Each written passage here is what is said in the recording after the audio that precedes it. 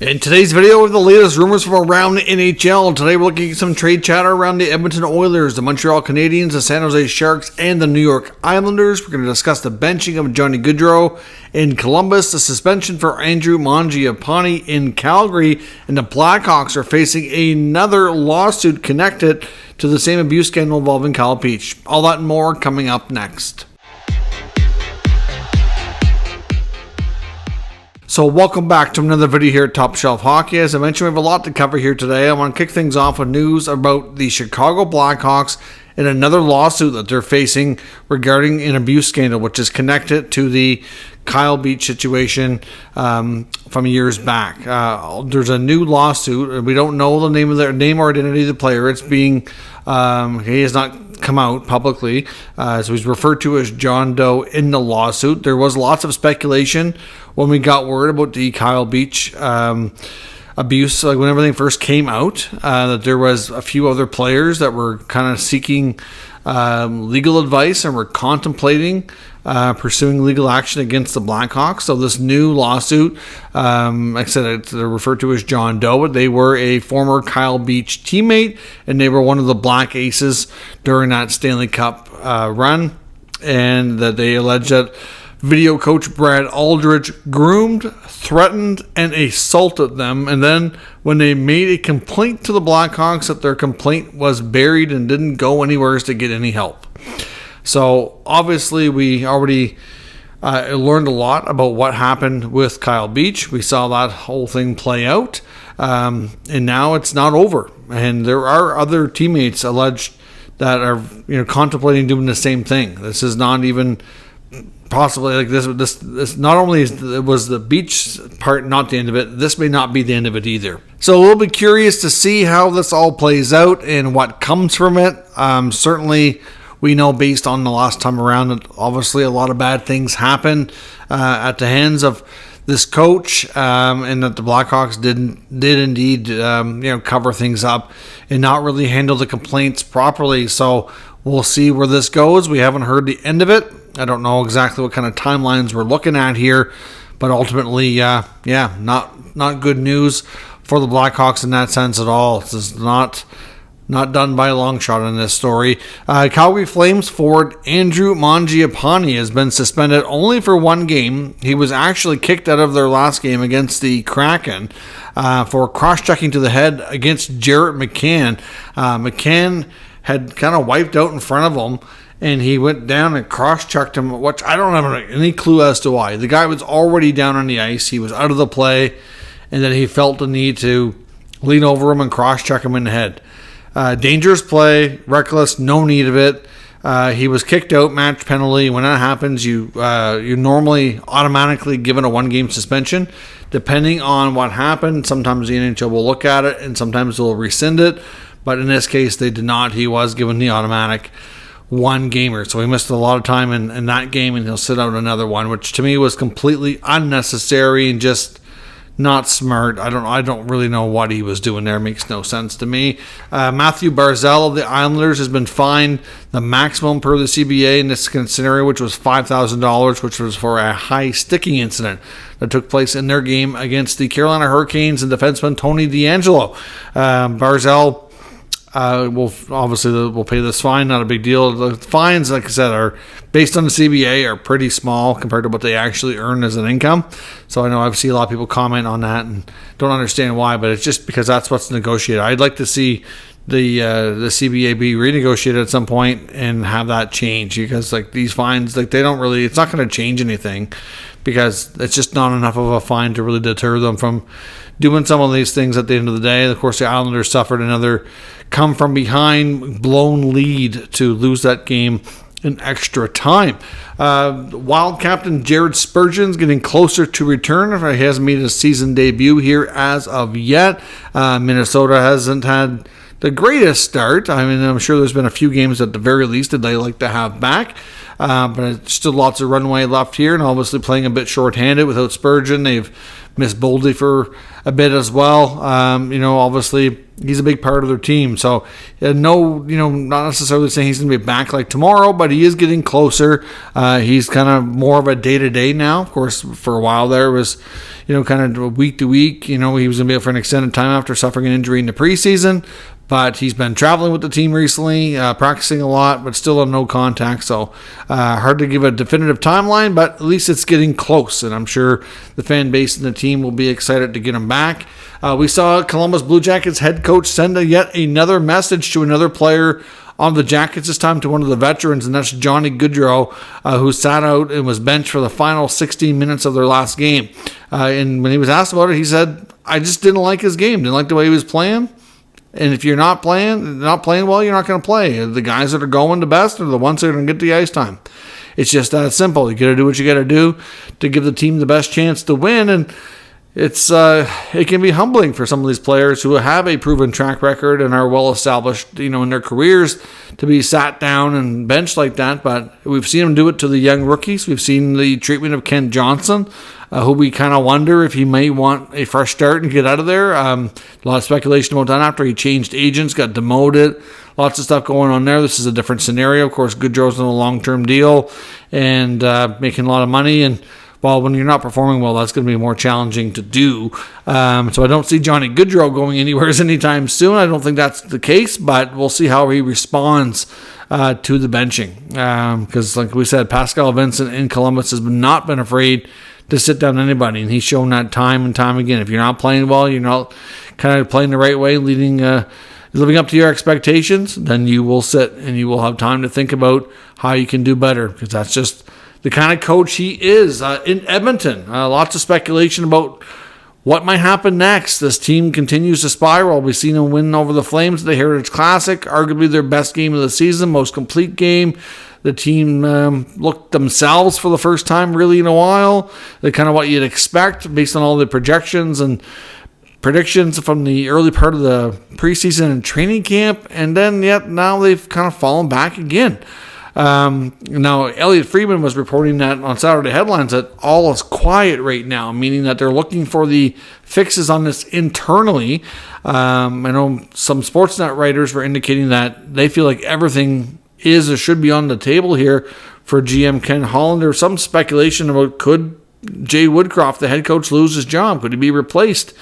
Because this team at times looks like the same team that underperformed under Todd McLellan and Dave Tippett before him. I don't know. I mean, to me, it's more of an issue of the roster.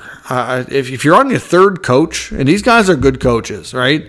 Todd McLellan, look what he's doing in LA. Clearly, he knows what he's doing. He had success before he got to Edmonton. He's had success after he left Edmonton. Maybe it wasn't a good fit for whatever reason, but you can't say he doesn't know what he's doing. He's a good coach. Clearly, the guy knows what he's doing. Look at Dave Tippett. He has a long track record of great success. Didn't work out the best in Edmonton. They had some success, but not the ultimate, and obviously still a lot of inconsistencies. And now you get Jay Woodcroft. Woodcroft last year had an amazing run with this team after he took over from Tippett. He changed a fair bit. They got it going. At some point, they need to look in the mirror here and be like, maybe it's the roster. You can't keep changing the coach. I understand it's easier than trading a bunch of guys, but this roster is not constructed right. They don't have goaltending. It doesn't hold up, and their defense has, they haven't focused on it enough. Yes, they brought in Ekholm. He's a good defender, but they don't have enough guys like him. They don't defend well. They're not getting enough secondary scoring from your non-core, your bottom six guys. I don't know. To me, I'd be looking to swing a trade before I do anything else. Goaltending help. Jack Campbell is not living up to it. Now, I know moving on from him would be challenging, but I know before the season started, there was a lot of NHL reporters and insiders saying that if Jack Campbell has another slow start, that expect Ken Holland with whatever the cost is, no matter what, to find a way to move on from Campbell and to bring in another goalie who can hopefully get the job done, because they just can't afford to waste another year of prime Leon and prime Connor McDavid. And, to have a chance at another long playoff run, cup run. Don't hear anything about that now, though. But Jack Campbell's not the only problem, but he's a big part of it. Now, there's some that are speculating that, and Friedman even said that he expects maybe Stuart Skinner to get an extended run between the pipes to see if he can run with it and, get more consistent, good performances back to back type of thing. But we'll see. Certainly going to be an interesting team to watch. It's a team that's underperforming by a lot. And results matter. It's a results-oriented business. So at the end of the day, when you don't live up to it, they will find a way to make changes. What they will be, hard to say. A few other rumors around the NHL. I want to look at the Islanders. There's a report from the fourthperiod.com suggesting that if we don't soon see some big steps forward and improvements from Islanders winger Oliver Wahlstrom, that at some point this year he's very likely to be a trade candidate. Obviously, Wahlstrom was drafted with a lot of high expectations. Unfortunately, so far, at least at this point, has not panned out.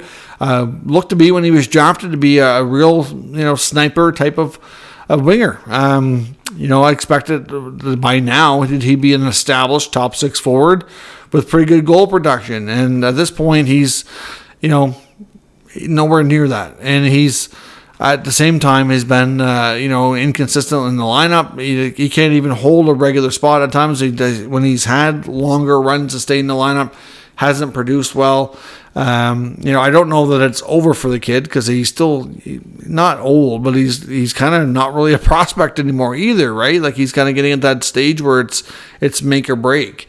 And maybe a change of scenery with a new team and a new development plan, new coach. I don't know, maybe something, but it makes sense that they would try to move him this year if they don't see the improvements, because they need somebody who can put those minutes up and hopefully develop into something here. Their prospect pool is not great. They do have a few guys in the minors, like I think I'm hoping Dufour and Ishikov can develop into something. But, they probably still need a little bit more time yet. And for Wahlstrom, I don't know that they're going to get a good return. I think that would probably be the type of trade that you would make with another team, especially if you can find a player that might be in a similar predicament. Maybe a team that has a player that's former first rounder from, 3 or 4 years ago. Maybe that they could swap, get new spots and see what they could do. I know the Flyers seem to be not great on Morgan Frost. I'm not sure that's a perfect fit for both sides, but maybe something along those lines might be something to consider. That type of trade at the very least. I don't know that they would connect themselves, but something along those lines. So we'll see what happens. But Wahlstrom not expected to survive the year in Long Island if things don't improve. So I give him maybe till Christmas, and we'll see what happens. From there in San Jose, things are getting ugly in a hurry.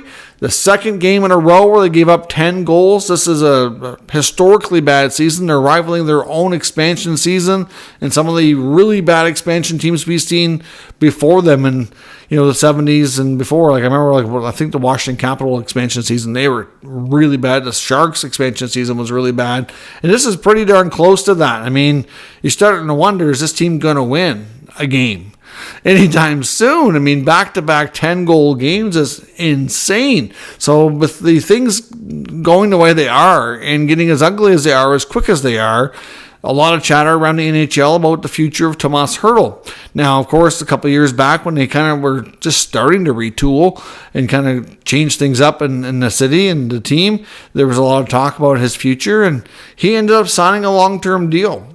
Now, doesn't mean he can't be moved. They did trade Erik Karlsson, who had a lot of years and a ton of money left on his contract. If they can trade Erik Karlsson and figure it out, I think they can figure him out too. GM Mike Greer made it known, he said it not long ago, that if any of these other players, besides, obviously they moved Karlsson, he said if anybody else that's on this team has a longer-term contract and they decide that they want out, they don't want to withstand this rebuild or retool or whatever they're calling it, that he will do his best to move them.